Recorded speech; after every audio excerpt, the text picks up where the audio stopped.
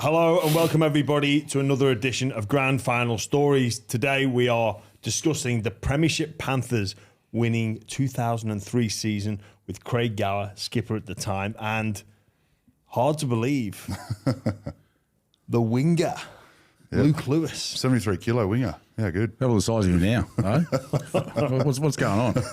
What's going on there? Mate, just quickly on that, does it, when you look back to 03 and you're playing on the wing, does it feel weird? Like, does it look strange? Looks weird when you watch a couple of old games, but mate, I was 73 kilos. I was a young kid at the time, and mate, there was nowhere else in that team I probably would have been able to play. To be fair, we had a pretty cracking side, so I was happy to take that wing spot. And mate, I actually learnt a lot on the wing, so I was sort of learning my trade out in the footy field with blokes looked up to. So I was pretty lucky. Do you think there's a message there to some young players that, you know, we hear that get spoken about, I'll play anywhere, but you actually did? Yeah, legit. I'd never played wing my whole footy career. So coming through the juniors, I was always played lock, 5'8", centre. Then sort of played SG ball. I played all centre. And then sort of quickly from SG ball sort of went up and I got an opportunity to play first grade. A couple of the boys got injured. I think it was Chris Hicks got injured at the time and ended up going onto the wing. And I just stayed there, never sort of moved from there. And I just sort of thought if I'm playing here now, just do everything I possibly can just to become the best winger I possibly could become. And then, end up making a position out of it. So, mate, and again, like I said, I learnt so much about rugby league. So I was out in the first grade field, but standing on the wing, still getting a couple of carries, and obviously Gowie put a lot of cross balls over to me and scoring a fair amount of tries over there. But I always wanted to move in slowly, but I wasn't too sure if it was ever going to happen, and it slowly just happened. Gowie, thinking back to 03, winning the Premiership, you see that game against the Roosters, but just like any team's rise to the top, there's a backstory to it. So if you look at the Penrith Panthers, you could be mistaken for thinking, or you wouldn't be mistaken for thinking they shouldn't be there, because in 2001, win the wooden spoon, or you received the wooden spoon. Roy Simmons, club legend, is sacked. Yep. 2002, a poor season, don't play finals. Coming into 03, what was the sort of mood like within the camp there, and how did you guys get together to go on to eventually win it? Yeah, it's sort of a funny little story. 2000, we were in the semi-finals, and then we went from semi-finals to wooden spooners, and as you said, we ran second last in 02. So certainly a bit of adversity there. But then we had the young influx of young players like Luke Rooney, Trent Waterhouse, Lukey Swain, Shane Rodney. We had a good mix of older blokes. I suppose we didn't play to our potential, let's just say that. We were very sporadic in the way we played. Then Johnny Lancombe, and with the thing about Langy, he wasn't a tactician as such. He was more a man manager and just a good style of coach for where were at that time. And then we had Preston Campbell come in as well, and we didn't start that 03 season too well. I think it was we had one win out of four. We won against the Roosters by a point, so it wasn't the greatest start to the season, but we had a nucleus of a very good side with good experience, and as I said, the young guys coming through, and and it sort of started after that. We went on a run, of I think eight games or something like that, and I think that's where that momentum started, the confidence built, and we started to see the real Penrith team, and I suppose got away from that stigma of playing sporadically of those 01 and 02 seasons. Yeah, so even on that, you mentioned win 1 from 4 and then go on to win the minor premiership. Yeah. Is there anything that sticks out as like this line in the sand moment? Yeah. There was a meeting. I don't think a player grabbed the club by the scruff of the neck and said, like, let's go. It wasn't like that. I don't think.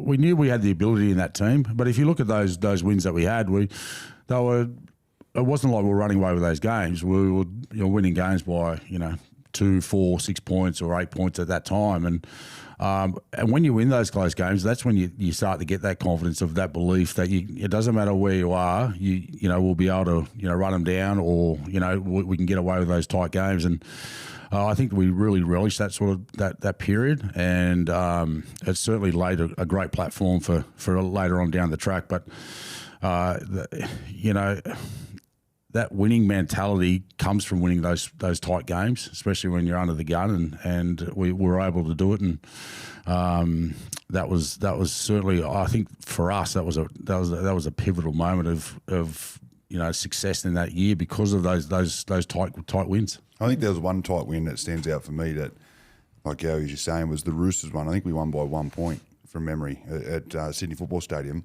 And I remember Jolie, because he was only young. Jolie was only a young kid, and he blew up. He's like, we're fucking better than this. And everybody sort of just looked and stared. And then, mate, the boys just went back out, started playing, you know, simple ABC footy. And Tony Platul come up with a beautiful pass, hit Reece West, he scores. And then all of a sudden we get into field position where it's even and he kicks a field goal.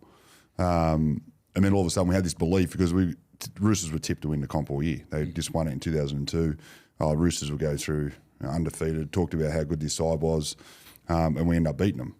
So I think we got a lot of confidence out of that, and that's when I think our run slowly started. We played South the following week. Yeah, but we got beat the week later. We got beat the week later, and then after that we went on the run. So yeah, it's funny how the game works, but when that mentality shifts, you know, into that winning mindset and that focus, you know, you have the young kids starting to get some.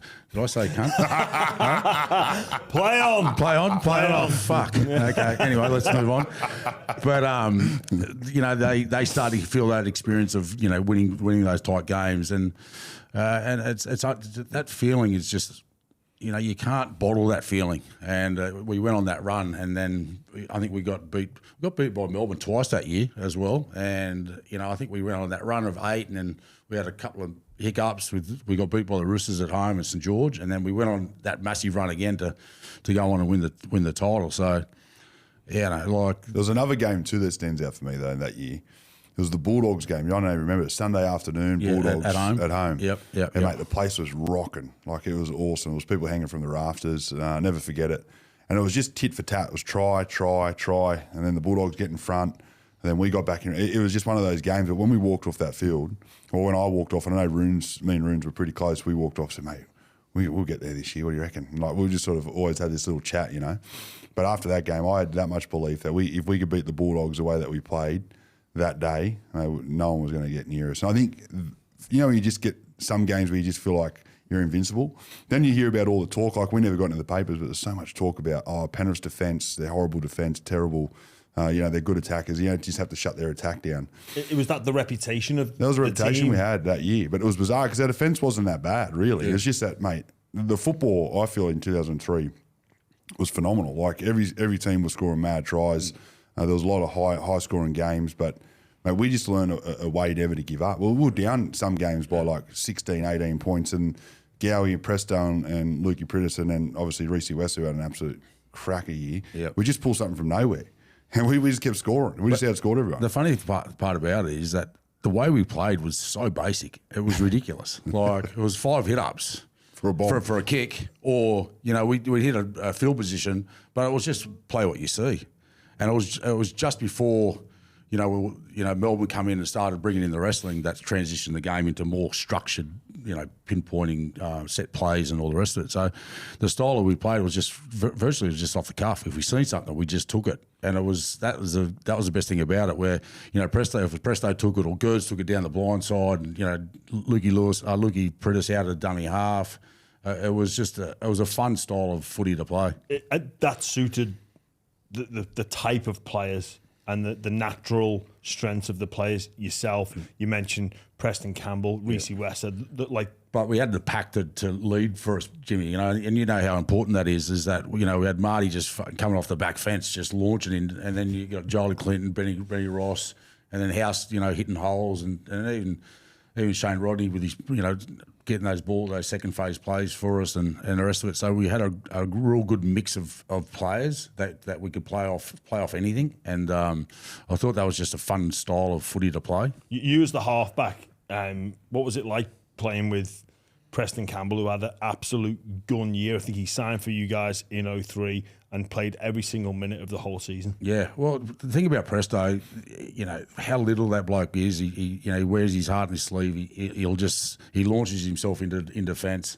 But it was his style of the way he can back up and just out of nothing, just come up with something, with his speed off the mark. And, if he made half a break, Reece West is straight up his arse and they're away. Their speed was their biggest attribute. And, he was just a wonderful player to play with.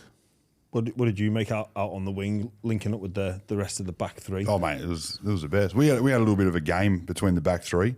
So he could score the most tries. So obviously me, Runes and West. And I linked up with Gowie pretty early, which was good. So he pulled me into training now before every session. We're doing crossfield kicks. And we used to have a really good competition between me and Runes of diffusing bombs and attacking bombs. So, mate, heap of work went into it. But, mate, every time we got to the 20, we just knew if the play the ball was on the left-hand side of the post, he was kicking to me.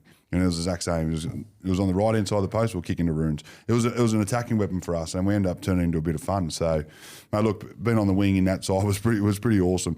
Totally different to what wingers do today. I didn't have to go in and do 100 hit-ups and make over 150 metres and come up with all these plays. Wingers today, their prices should be going up because of the amount of work they're doing. They've got to score tries, they've got to move their bodies around. I didn't have to do any of that. I just had to catch the ball, put it down, have a couple of strong carries and push up and support. And so whenever someone made a break, I had to be there. But I was going back to Gowie's point earlier with Johnny Lang about how simple he was.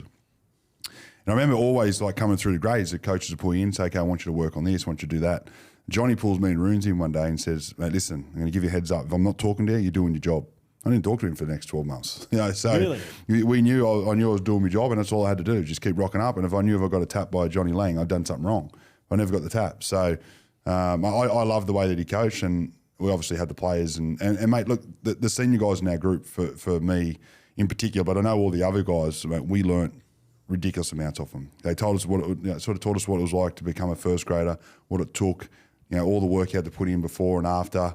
And obviously the boys kept us pretty close. Who were those big influences in the dressing room? Well, Sats is big, and I better mention Sats because he'd blow up, So yeah, but Sats at the back, the amount of work that he got through, cleaning up and the rest of it. But he always had a great voice in the shed, and having Gerds there, and like Gerds has been there and done it. He played at the highest level, so I think we had a great nucleus of older players where guys could go to. And, Tony Plautour, we could talk about Joey Nullarbor, because I think Joey Nullarbor, took Tony under his wing in a sense, and they sort of banded together as the two Hair Bears and really launched in. They as back rowers, they were unbelievable.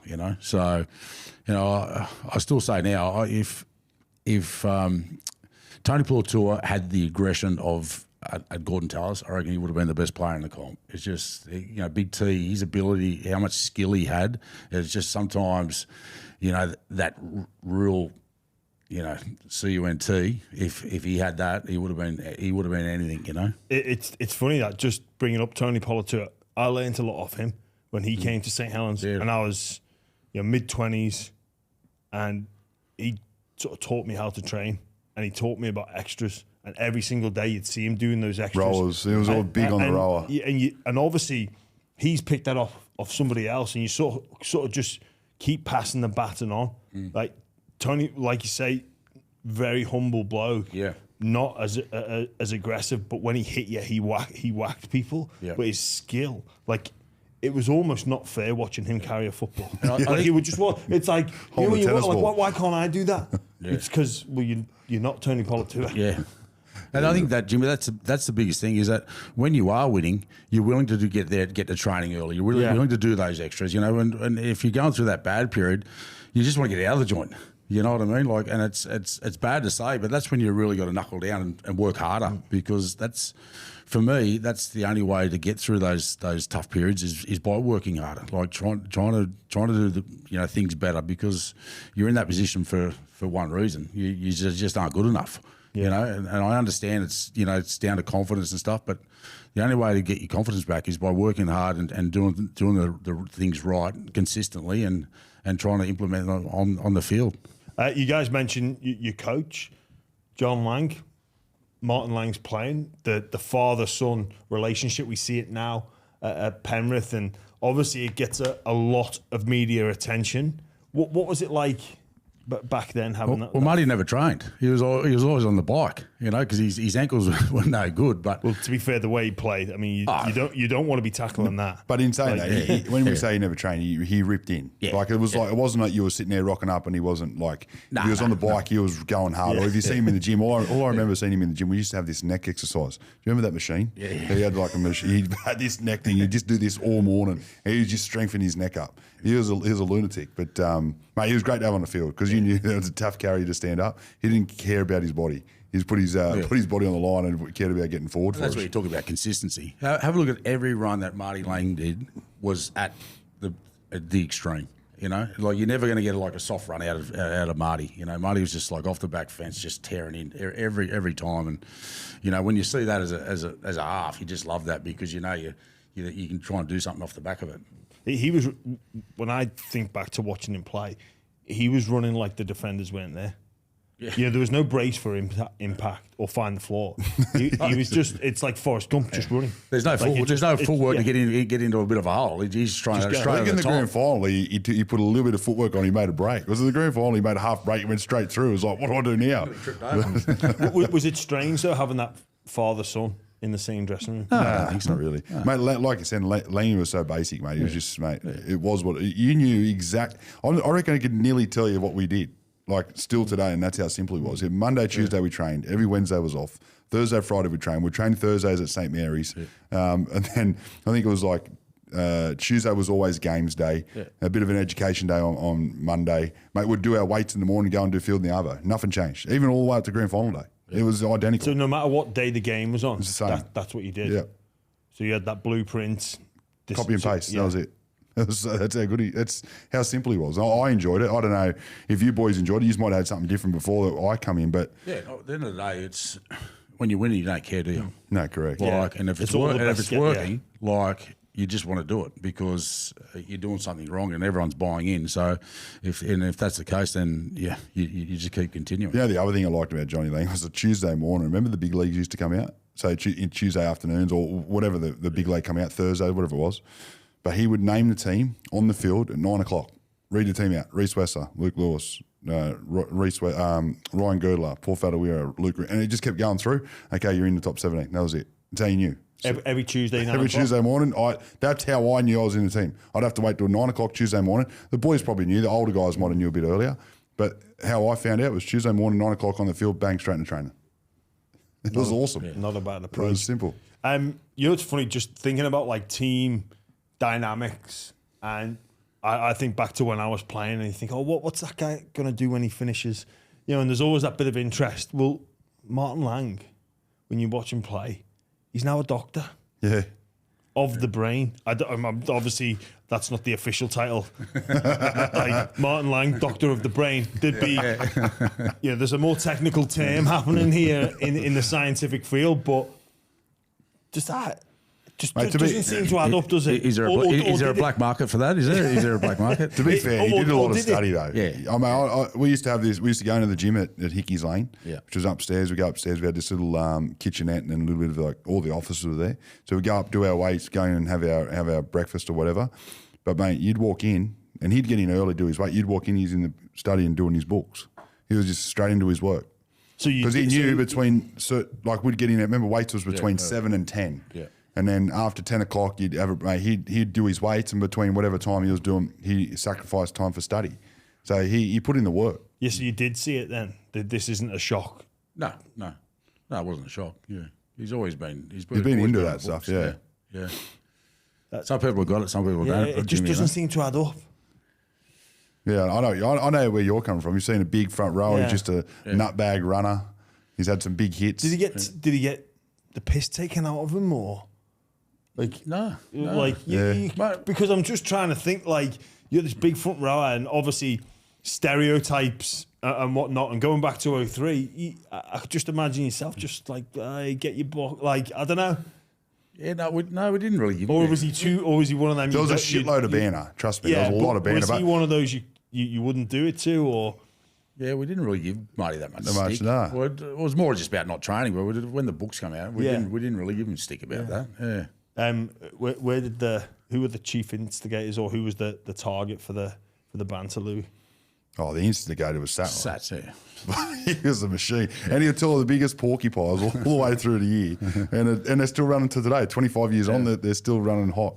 Can you give us an example of one? Well, he told a story about me way back in the day about trying to get the toast out of the toaster with a knife. And he said, hey, what are you doing? So I put the knife away, apparently, and went and got a fork. So he's told that story forever. And now everyone's starting to believe it's like far out. 25 years later, still getting hammered for it. But he was the king of it, mate. He comes up with so many good stories, G-ups.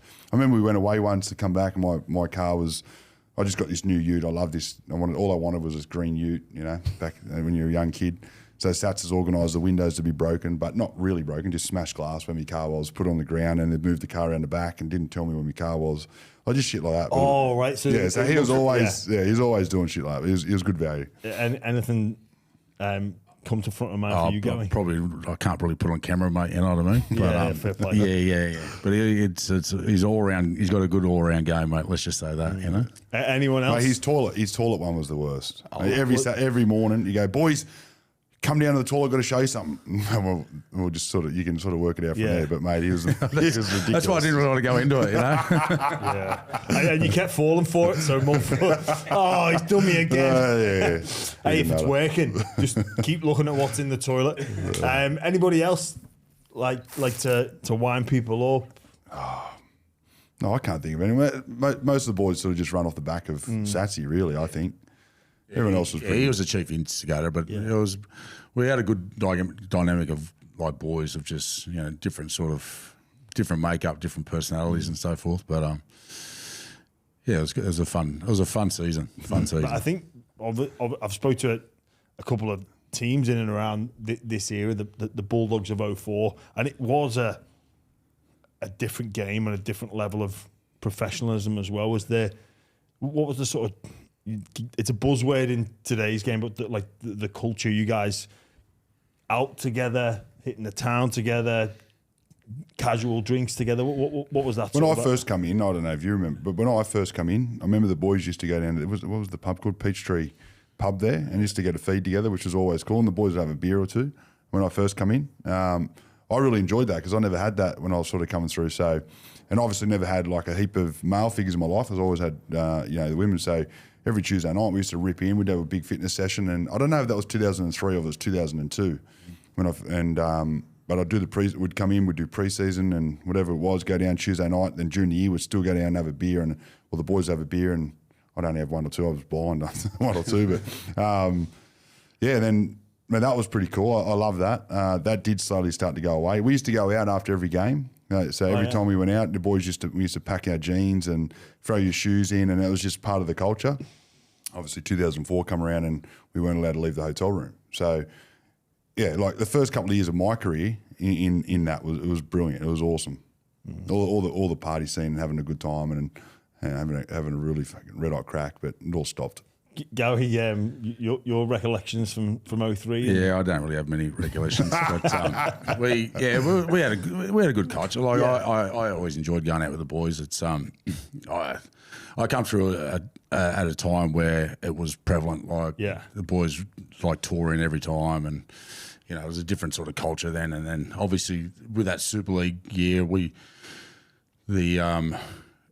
that was the first year going full time, and it was dead set like a job. We got there at 7 o'clock. We weren't allowed to leave till 3. That's how it was. Simo was just like, they had the mindset because it's never been done. Yeah. And he just thought, okay, well, you've got to be here at a certain time. You're getting paid more money. You leave there. You had breakfast there. You had lunch there. But it just got too long because it's the first time out. It got too long. But even then, it was the same thing. Blokes love enjoying themselves, and I bet you the boys do the same now. But it's just social media and all the rest of it. They've got to be a bit more on the ball, I suppose. But we enjoyed our time together. We when even we're winning, so that was even better. And but when it came time to pull it up and get ready to train, we were ready to train, and that's the biggest thing about it. You got to know that the next job's on hand. Well, I think it's important. So a salary cap sport like ours, where they try and equalise the talent distribution, like what sets teams apart? It's about being closer together. And one of the ways you get that is by spending time together. And if you're going every Tuesday, you train, and then we all go together and have dinner and a few drinks, that forces that bond. So when it comes to the weekend about making that extra effort, we all get influenced by motivating factors. And if it's doing it for someone who you love and you're spending so much time with versus someone who is just a quote-unquote teammate, it's going to be different outcomes. Well, we had so much time during the day because we'd sometimes train at 2, and we'd be finished by 9:30, 10 sometimes in the morning. Mate, we'd go watch movies together. We'd be hanging out at Jolie's house or whoever the boys wanted to go and hang out. So you always had... We were together because we knew we had to go out to train in 2 hours, or 2 or 3 hours, you know. So it did sort of create us, you know, that sort of bond. Everywhere we went, you know, we're doing, you know, boys were doing coffees or lunches or whatever it was, you know. So everywhere we went, we were together. It was awesome. Yeah. And that's when that turned into, you know, doing your exercise, going early, you know, working harder on, you know, working after training. It's sort of, it all combines into one. Yeah, working on those combinations. Hey, Louis, look, I'm going to put the ball here. Or is it better if I put it 5 meters closer in? You're not one-on-one against the wing. You put it on top of the centre. All those little things that, you know, go into getting a result and a performance on the weekend. Yeah, it certainly does, yeah. One thing I need to ask about, you mentioned about Tony Politouris could have been with Gordon Tallis' aggression. Yeah. Well, Gordon Tallis' aggression came out that season. I know where you're going. With Ben Ross. Can you talk to us about witnessing that and then the aftermath? Well, if you look at it, certainly Benny Ross sort of he pushes that situation where he sort of open hand backhands him at Gordon, and then Gordon's just, you know, there's not much up there sometimes with old Gordy, and he's just let loose and just put about 6 or 7 straight on him. But at the end of the day, he didn't drop him. So old Benny can certainly take one. But he wasn't too bad after it. You know, he wasn't too banged up. So he didn't really say much after it, and it wasn't really talked about after it either. Really? I was actually on the wing, and I remember looking in. I'm thinking, that's nothing going to happen. Rossi's sort of going away. Then all of a sudden, turn around and you just see this freaking right hand of Jordan Tallis going bang, bang, bang. It just didn't stop. But look, at the end of the day, you could do that back then, and that was part of the game back then. You know, like if a little halfback pushed you in the face, you were getting flogged. It was just how it was. But it's funny, but you didn't see too many people running in, did you? No, correct. They didn't want to cop one. They didn't want to cop one. They didn't want to cop one. But it's. I think for that year for me, there's one game that really stands out for me, and that's the semi-final when we played the Broncos at home, and there's a gale force wind behind him in the first half, and we're down. I don't know if it was down 14-0 or something. I think 18, 16-0 or something like that. And this is week one of the. This is week one of the finals at Penrith Park. You're first, they're 8th. Yes. Yeah, 1v8. And you're playing the Broncos with still, you know, good side, huge names in there that have been there, done Lockyer and so forth, Gordon, and to come back and even in that during that first half, it wasn't like I felt they were going to beat us, even though we were down on the scoreboard, and then to come out and just blow them away in the second half with the wind behind our back. That was just like a massive moment that goes like, we're just good enough. You know, we're good enough to go on and win the comp. But that game was just off its head in the way of just the confidence that we got out of that game personally. The try before half-time, Benny Ross, I think, scored a try under the post that got us back into the game as well. But I'm with you. I never felt – there was not one game in 2003 where I thought we were ever going to get beat if we were down by 18 or 20 points. Yeah. It was ridiculous. That level of belief that with the players around, we'll rescue this. I don't know what it was. It was just we'll score. We'll score 3 or 4 tries in a matter of 5 minutes. It's just a matter of when we get our chance. Yeah. And I don't think I've ever had that feeling ever again. No. Really? Yeah. Like, where it's just, I don't know if it was an air of arrogance or just that belief and the confidence that it's just going to get done, you know? So you beat the Broncos and then you get the week off. And then we play the Warriors. And I felt that even though I think it was 20-something 18 or something like that, 28-18 I think it was, but it was never likely that we felt like we were losing the game. It was just, it was part and parcel, you know? It was the only thing I remember about that game is walking back out after the game again, with Runes, we walk back out to the stadium and look around and go, can you believe this place is going to be packed next week? We're going to get to play for a ring. It's all we cared about was playing for the grand final and trying to get an NRL grand final ring, or just something that you dreamt of as a kid. And but again, walking to every game, every big game I went into, I was always super relaxed. And there was a couple of reasons. One, he always slept before the game, which is, I don't know how the freaking hell he did it. What do you mean slept before the game? Like, it'd be like you go in a change room, you're like that. Asleep on the floor.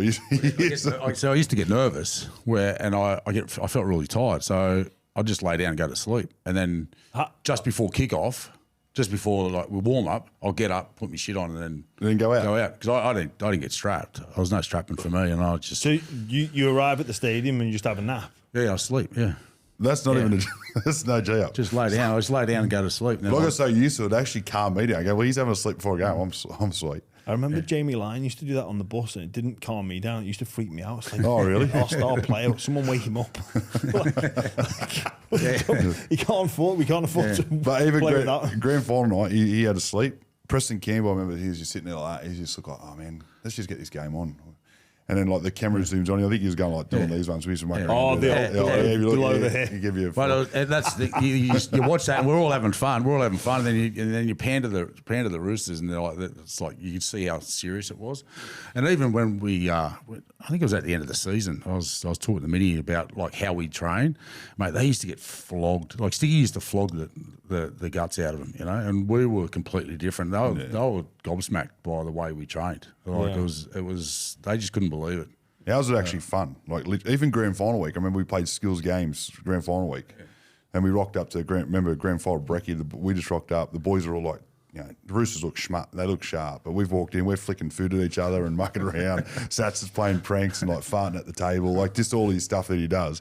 We're all having a good time. The boys over there, like, you know, sitting up and going, far out there. They're ready to go, eh? But we just enjoyed it. No one gave us a chance that night. So I think that sort of all those little things sort of relaxed me. And if they're relaxing me, I'm assuming it's probably relaxed a lot of us younger guys. And these boys just took over. We just followed whatever they did. So in the build-up, has there been a rivalry brewing between the two clubs? I think there's always been that rivalry, especially when Freddie left back in the day. And Freddie's now playing for the Roosters. Yeah. Was that spoken about in the? I'm thinking back, obviously how hyped up the media is and how involved the media is every story. But back in 2003, was it? Not really. I think that it was always a story because Freddie had left to go to the Roosters, but it wasn't for us. But for us out west, you know, always playing against the Roosters, there was something there. We had a couple of good running battles, and I had a running battle with Sticky on the sideline. Sticky sprayed me on the sideline, and then I was in doing fuck you, like, you know, like, because he's ruthless. Sticky, he'll give you a spray, and like I did something, and he was on the sideline, and he sprayed me, and then I was straight back at him, and the thing about can you Sticky, imagine that now, like. I'd be in the paper for a week and a half, 2 weeks. Because you'd hear it, see, because of the audio. So phones and everything. Everything. And this happened, and no one would have picked up, right? Yeah, no one picked it up because I was running down the sideline spraying him, and he was spraying me, and then so. But Sticky's that intense because I was with him in State of Origin. Yeah, he's just that way inclined, but. He's a great fella. Yeah, but but it's in the heat of the moment. He just, you know, he's been the coach, and I was just being the player, and I can't remember what actually happened, but it was. I found it pretty funny, but you know, at the time. But the build up to the game as well. When you look at the packs, the battle, like you've got Morley on one side, Martin Lang, all these great players on your side. And you say that Penrith weren't particularly fancied from outside the group. Yeah, well, we finished first, but you know, everyone was tipping the Roosters to win, and so at the end of the day, there was no pressure on us. We just had to go out and perform the way we thought we could play, and I think we just didn't listen to anything really. We just stuck to ourselves, and we just played our own game, and we enjoyed the week. We thoroughly enjoyed the week. We you know, just spending that time together, and as Louis said, you know, the grand final breakfast, you know, having game, playing up, and all the rest of it. So I think it was just a wonderful week for us, and we went out and played a great style of game, and you know, as we all know, those big games are made up from big moments, and there was, say, 4 big moments, and that was Sats' tackle, Prideaux out of dummy half to put Runes away, Prideaux out of dummy half to score, and Prideaux out to throw the 30-metre cutout pass. That was the game. That's it. Yeah. That's the game. But there was one set that I knew straight away we were going to win. It was the very first set. Mate, they kicked off, the ball bounced everywhere. We nearly didn't get out in goal. I think Tony Pullatul gets the carry, gets tackled 1 metre out. Mate, their line speed, I'll never forget their line speed, the Roosters. That's all they cared about was getting out off the line and just absolutely trying to bash her. I think we made 15 metres, and then Gowie comes up, a massive kick, goes downfield, and we just get back into rhythm. We didn't let it rattle us. Yeah. You know, you see teams that just, if that happens, they get rattled, they don't Like get shell through the set. shock. They get shell shocked. Like, we just went, okay, let's just get... stage fright. Like, Yeah. we shouldn't be here. This shouldn't be happening. We should have Yeah. caught the ball in the full. We should be up over the 20, whatever it is, right? We just got through the set. We just kicked long. We got back into what we do. We kicked chase, and we just got into a bit of a rhythm. From that set, it was like, no, we're sweet. It's not going to get harder than that very first set right there. And then all of a sudden, and then everyone just fall back into place and did their job. And it was just back and forth. It was back and forth. Mate, there was 3 penalties the whole game, and all in the first half. The second half, not a penalty. Really? It was ridiculous. The game of the speed of the game. Obviously, I hadn't played Origin at that time, but the speed of the game was ridiculously quick. I'll never forget how fast it was. I think that was the first grand final that was made over. Both teams made over 300 tackles. Oh, wow. Yeah. I'm going to talk about that rivalry as well. Interesting that year, Roosters had 8 Origin players. Penrith had none in 03. Was there a bit of a we need to prove ourselves and show that we're better? No, I don't think so, Jimmy. Just because of the fact that we sort of had come from nowhere because we hadn't delivered. So, and we were just happy with the way we were performing. And at the end of the day, it didn't matter what team you had to come up against. It was 17-17, and you had to just come up with a way to win. And but you look at their side; they've got wonderful players in there, and they can hurt you at any time. So, but you can say that about most of the teams across the competition is that on their day, there's certain players in every team that can hurt you. And but we were able to band together as 17 and come up trumps on that season. You said the 4 big moments. One that sticks out in everybody's mind is the defensive effort from Sats. Yep. Talk us through from Well, your Sats point sort of of view. asked me if I could just ankle tap him, slow him down a bit, because it's sort of my fault that he went through. I should have took a couple more steps, to be fair. When you look back at the game, I'm thinking, like every time I watch, I go, why in the hell did I dive so early? I should have took 3 or 4 more steps, would have made the tackle. But then, but Sats makes that tackle. But one thing you don't realise with Sats is that he was like that all year round. He was doing all the little dirty clean-up work for our side from round 1 all the way through to grand final night. But the one that stands out is grand final night. But mate, he was just always fucking working hard. So there's nothing unusual That for was you not an unusual to see thing. him in that To see position, Sats in that position. to clean up. It's just like, oh, there he is again. Yeah. Yeah, well, I suppose you could ask why was he back there, and what obviously Gerds tried to put the kick through and it rebounded, but luckily he was there, and he was on the ball to start chasing straight away and put himself in a position to make the tackle, and that's just a bloke's thinking ahead, thinking ahead, and obviously, and then you got to execute, and he executed unbelievably, and then if Toddy Burns scores that try, how's the game go? Because obviously the momentum's changed, so that was a big momentum, for us to obviously continue on and go to that next step. But I think it's interesting what you say. Always there, and like people look about fitness, commitment, all these things, but the ability to anticipate, it's a skill for me that is not spoken about enough. No, with footballers, like the ability to go, right, this is going to happen. Make it almost a quick calculation in your brain. Start to run, close that angle off, because if he runs towards where the ball is, he doesn't make the tackle. He's got to anticipate that angle. Yeah. It's phenomenal to be able to calculate that prediction. Well, I used to always talk to Sats during the year, and I used to always say to him, like, what should I do, or is there anything else I need to work on? He goes, just if you're not getting the ball, just think of what you can do if you haven't got the ball or you think something's going to happen. So, and I said to him, well, what do you do there on the wing? He goes, well, if they kick to the left, for example, he goes, why don't you just start to trail back around the back of the attacking line? So if they do get the ball and they make a break, you get down, now they've got to get around you and Wes. And it just started to make you think, oh, okay, I'm not in this play, but I can help the team out by coming around the back. And then slowly he started, so he used to do it with everything like that. He used to go, mate, if he wasn't involved in the play, but he knew could be a loose ball or an offload out the back, he'd put himself in position. Or if there was, someone who was going across field and he was in defence, you'd always see that he'd be tidying up. If someone threw a ball, the first person that was on, if you go back and watch the season, first person who jumped with the ball, Scott Sattler. Who's putting all the kick pressures on? Scott Sattler. All these little things that don't actually get written down on the stat book, he was doing, like the marker tackles. Took so much pressure off our forwards. Like you'd come out of marker and snap them around the legs and just all that sort of stuff, which as a teammate, you notice it. As a fan watching the game, you're probably not seeing as much. But he was just massive in all the small little, what do they call them? 1%ers basically. He was just brilliant at it. So you go on, you win the grand final, upset the odds. What's the feeling like when the game's over?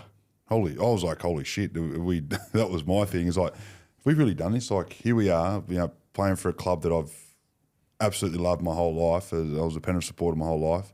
Running out with players I looked up to, with like Gerds and Gowie and all these other blokes that are in the sides. 1 to 17, and we're about to put a ring on together and hold the trophy up as a team. Mate, it gives me goosebumps thinking about it. So that for me was just mind blowing. But I think I took it for granted. I'm going to be brutally honest with you. Like at that time, I was thinking, far out, we've been playing first grade for 2 years and we've got a grand final. And then you see the tears of like Gowie and Gerds and Tony Puletua, Reece Wesser, just realising how much hard work had to go into it and finally get an opportunity to get a grand final. I just expected to happen every couple of years. You know what I mean? So if I could turn back time, I would have appreciated it a lot more. I appreciate it for the night and the next day or two.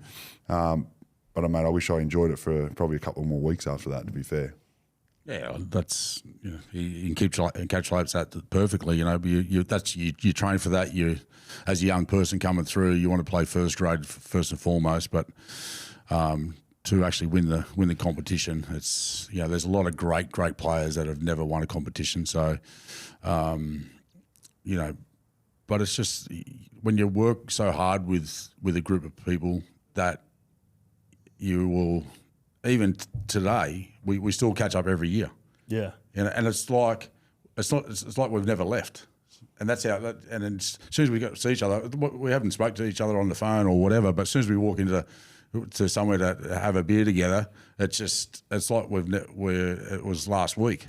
It just feels that easy, that easy and that cool to catch up with everyone and experience, and. We get a little bit of talk about the game and stuff like that, but it's that feeling will stay with us forever. And winning a competition is every kid's dream when they start playing NRL. You have your celebrations in the dressing room, then back to Penrith. What are the next couple of days like? Dark, no dark. But we had a great time. We young James Hooper we got him on the bus because he was the journalist. Yeah, he was at what point did you pick him up on the bus? Straight out of the change room. I said, Hoops, because I got along well with Hoops. I said, Hoops, get on the bus with us. You're coming with, and it was sort of like his big story with the Telegraph, and thought, say, okay. So we started. We went back to the Leagues Club and. So he was with us for every step, and then we had a few there. We had a few of the leagues. Like the Leagues Club was off its head. Like compared to what happens now, there was probably 10,000 plus in there. There's people standing on poke machines. Mate, for us to get to the toilet, you had to crowd surf to the toilet. It was ridiculous. It was the best. Because they wouldn't have had like cap number, like for health and safety. Zero. There was zero. Like, it was just maximum. Camp to what you want. It was unreal. And just. Yeah, and everyone's just in there. Yeah, and walking around with shirts ripped and sleeves cut off, and mate, it was an awesome night. Awesome night, cracking. And Hoops on the bus, he survived. No, he was okay. He was okay for a while, and then the duty manager came to me and said, "Oh, Craig, you guys need you have to go because it was getting about 3 o'clock. I think it was about 3 or 4. I said, listen, we're not leaving until you fill the taxi full of piss, and then we'll go." And they said, "Yeah, no drama." So they brought the taxi around, and they brought the alcohol out and put it in the taxi. And then we went back to one of my mates' house, the Kiwis. There was probably about, I don't know, probably 70, 80 people back there, I reckon. And that's where like the party went through till in the morning. Hoops was still with us. He was still travelling well.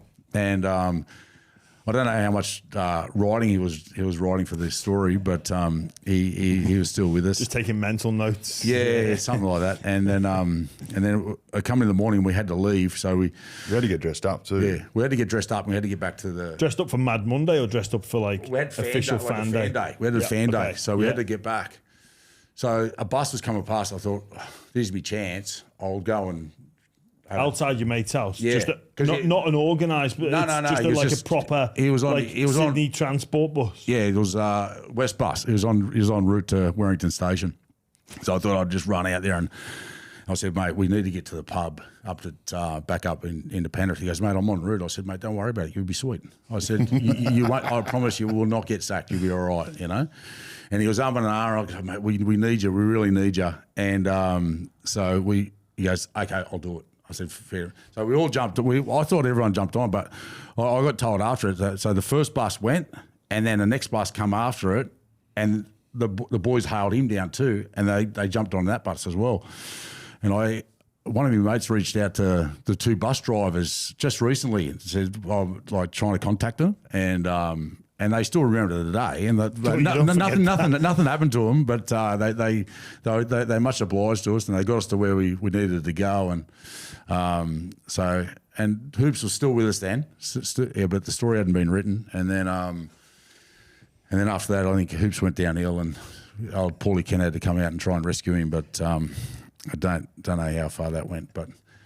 He survived. He survived. The story didn't get written anyway. So, but they hijacked the bus, and me and like a couple of the other boys, we were just following all the senior guys. We had no idea they hijacked the bus. We just jumped You just on. thought it thinking, was there. Yeah, we just thought we was getting. Oh, Been organised by. This is the bus picking us up, take us where we need to go. And then I only found out this about 4 weeks ago that the bus had been hijacked. No, you seriously? I'm not even G'ing up. I swear to you. I heard Sats telling a story somewhere. I'm thinking, I don't remember the bus getting hijacked. I remember getting on the bus, but then in saying that, I never spoke to the bus driver. So, I only learned about it like dead set 4 weeks ago that the bus was hijacked. Yeah, Work wow. that out. You get to the Leagues Club and it continues on. How far into the week or the month did it go? Oh, we only had a couple of days because Kangaroo Tour come up. So I think we were out on the Thursday, but then we had the Tuesday there. I think we had the Tuesday, and they pretty much finished up after the pub crawl that we had. But it was a great couple of days. But we had a few of us went and got tattoos, and fucking Frank Pulatua drew a picture, right? And so we took it down we went down to some tattooist at St Mary's or something. We started getting the tattoos done, and a dead set looks like a North Sydney bear. Fuck. Why it's Tony's brother? Tony's brother. Yeah, He's a good artist. He's a really good right? drawer. Well, I don't know if he was pissed when he was drawing this one or what, but like it's come out and you look at it, it's got one ear and it looks like a North Sydney bear. So, and then the other boys they got some tats, but the Panther was drew properly, you know. So, so I'm branded with a North Sydney bear tattoo at the moment.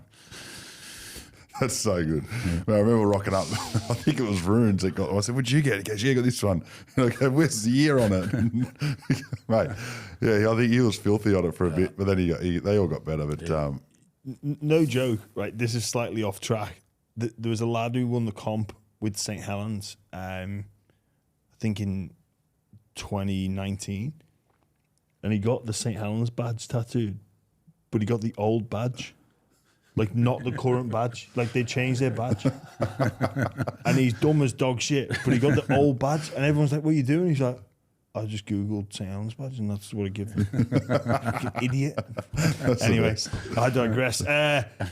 Just to finish off, lads, was there any unsung heroes within that group that probably don't get the credit they deserve? You know, we've spoken about the likes of Pulatua, Ryan Girdler, Reece Wesser, your Preston Campbells. Is there anyone that sticks out that probably doesn't get the same accolades? mate, look, and I reckon he'll speak, probably different to me, but mate, our whole squad as weird as this will sound, and people, probably, oh, you're just saying it, but mate, our squad that year from the top 30, mate, there's a lot of players that had to jump in and step up, and they did, mate. They come in, mate. There was players that come in for a game or two and had man of the match performances. Like Frankie Pritchard jumped in and helped out, mate. And big Colin Ward, Colin Ward, yeah. Obviously he was at a time in, I think it was his last year, and then Langy had to make the call to put Swaney in instead of Big Colin. That's a huge call, especially for him to going into the grand final. But I think we only used like 23 players or something for that whole year, but I think everyone contributed, and that needs to happen because you need to train well with all your squad, and I think that's what we've done. And you got to go through, your staff, your medical staff, keeping blokes on the field and stuff. It's so important, having the right trainers, and you just had everything was right on the year.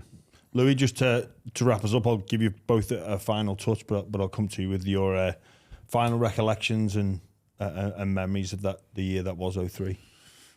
Mate, the memories are just, I don't even know how to explain it really, but to live out a childhood dream with players I looked up to is, you can't explain it. You can't explain it. Like I was watching, Ryan Girdler, Craig Gowan, Reece Wesher all play. I used to go down and sit on the hill and watch these boys play. Never in my wildest dreams did I think I'd get to play with them and to run out grand final and win a grand final and create memories that would last a lifetime.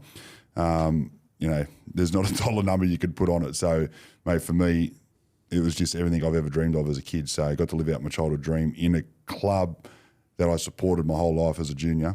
Nothing better. Gowie? I think it's more just the gratitude of being able to experience that experience with the boys that we played with, the coaching staff. It's one of the greatest moments of my life. Without having kids and getting married and all the rest of it. But certainly on a professional level, it's there's nothing like it. And I certainly put that above personal accolades that you get, like having that team environment to go out and get the job done. It's mind blowing. Sorry, just quickly before we finish up, the current team versus the team in 03. And I know the current team is a 4-year operation. How do you guys feel about this current team and what they're achieving, and how would that team of 03 stack up against any of those teams? Mate, I find it hard to compare when it comes to generations. And look, we had an outstanding side. I think we'd hold our own, and I'd back our side against anyone. But this Penrith team, they're next level. I love what they're doing. I really do. I think the way that they've built their squad, the way they play, the amount of hard work that they put into their game every year just seems to get better and better. I still reckon, like if it was me, and I'm a very competitive person, I'd take my 2003 side in against them and back that we win. But mate, that side is probably the best. They're the best teams you will see in the next 20 years. Like I don't think we'll see a better team than the Penrith Panthers that we've seen over the last 4 years, 5 years. And the scary thing is that they're getting better. They're losing so many players and they're still getting better. Imagine if they had that same team, and they didn't have to lose those players. You got to put that in there. But as I said, you can't really compare that. It's different training, different sort of mentality of play. But certainly, you love what the Penrith team are doing, the coaching staff, everyone involved, and they're evolving. And then it's going to be interesting to see how they combat their next, their two major losses of Luai and Fisher Harris, and see what they can do this year. All right, gents, that wraps us up. Thanks for talking all things 2003. What a year it was. Upset the odds against the much fancied Sydney Roosters. Luke Lewis, Craig Gower, thanks for joining us. Thanks, Jimmy. Guys. Thanks, Groove.